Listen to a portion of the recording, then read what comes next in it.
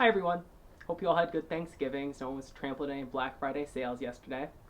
Welcome to this next exciting installment of our behind the scenes look at Suicide Kids. I'm Christopher Smith, and today we're going to be talking about the sound design process. So, getting a good image for your film is really only the first step and half the process of getting a really good movie. Sound is crucial. And with a lot of thanks and appreciation to our sound designer, Larry Paulette, Suicide Kids is getting fantastic sound. So, what goes into good sound design? Well, we've been focusing on for the last couple weeks has been ADR, which is it's called automated dialogue replacement. It's a process where we get the actors, we bring them to a studio up here in Westchester, and we play the scenes that we need new dialogue, or we need to re-record the dialogue for. We play the scenes on loop, and the actors try and match their pitch, tone, intonation, rhythm, pretty much everything to get it sounding exactly like it did when we shot the scenes 5 months ago.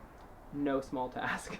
um, why do we need to do this, you might be wondering? Well, I guess larger budget films, like the Hollywood films, can probably get better sound quality on their first go for their production audio. But when we were shooting, we have a more limited budget. It should go without saying, and we were shooting on location a lot on streets, at diners, bowling alleys, places where we couldn't shut them down to shoot. And so when we're doing our takes with the actors, there was still a lot of ambient noise in the background. Now, while we could still hear the dialogue in the vast majority of these scenes, the background noise would change between takes, so that when we cut it together in our current cut of the film, the ambient noise changes pretty dramatically between cuts, and it's really distracting, and it frankly does not sound good. So what we do in a lot of these situations, especially like the diners, or this is a really good example right here. The scene out the side between Gene Gallerano and Ian Bell is Malcolm and Lincoln. It's outside of a pharmacy in Yorktown, and they're in a parking lot pretty much. So cars are going by, and you can hear their dialogue for the most part, but a couple times cars go by, and it overwhelms what they're saying. So we bring the two actors back separately, and we show them the scene, and then, like I said, they just re-record their lines and try and match it up as well as they can. And then Larry, the sound designer, listens to what they do in each take. We do probably like 5, 6, upwards, maybe even 10 takes just to really nail a line and get it sounding really good, and so it matches the lip movement. And they re-record it, and then we have a clean track of the audio of the dialogue for the audio mix. We then put in, and then so for a scene like this, Larry, to do the sound design, he has the ADR track for the dialogue, and then he'll go and he'll put in ambient, like wind blowing noises, outside ambient noise, some cars driving by, maybe some birds chirping, people perhaps walking, pushing a shopping cart off camera, sounds like that will round out the sound design and give it a very full, rich, oral feeling when you're watching it. Because we actually, if you think about it, we listen to sound in 360-degree sphere walking around, and the best that our microphones can do when we're recording is to capture it into a mono track, compressing everything you're hearing into one track. And so the sound designer's job is to take all these little noises you don't normally think about, but that add a lot of texture to what we're hearing. Like, for instance, I've been squeaking on this chair a little bit here, and so if we were doing a scene in here, Larry would get a mix of the chair squeaking and mix it together, but with his dialogue, what I'm saying, maybe like the hum from the computer, who knows what, like all these different little subtle noises, and that's what sound designers are paid for, and it's what Larry is fantastic at figuring out. So pretty much for doing the sound design, the sound mix, he then takes all these different noises and sounds and dialogue, everything, and mixes it together so that you can hear everything, and it sounds like there's distance, that there's depth, all this, so that it's not just one constant volume sound from one direction, like this probably sounds, since I'm just recording with one microphone plugged into the camera right now for the podcast.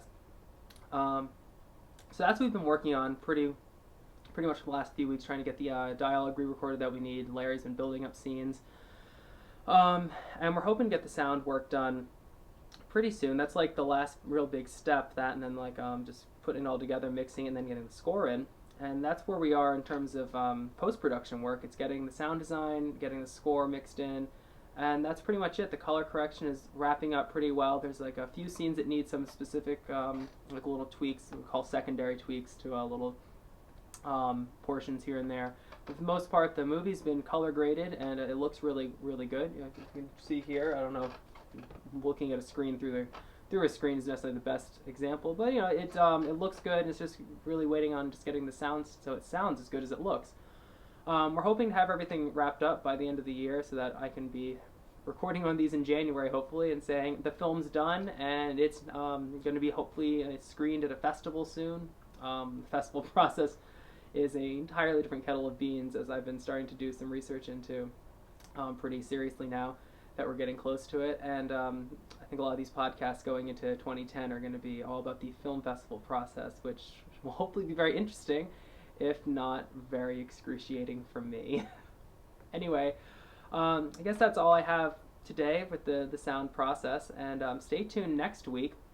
We're going to go on a field trip with this podcast here. I'm going to take you to some of the locations that we shot the film, talk about their significance to the story, the general setting, and so we're going to escape from the editing suite here and actually go out in the world. It'll be a lot of fun, and hopefully the podcast will be up earlier next week. I meant to get it out earlier this week, but with the holidays and you know how it is. But so stay tuned next week. There'll be even more exciting updates, and the sound will be closer to completion, and hopefully we might even be able to let you know about the premiere of our next trailer coming out sometime in early to mid-December. So good things happening on the horizon.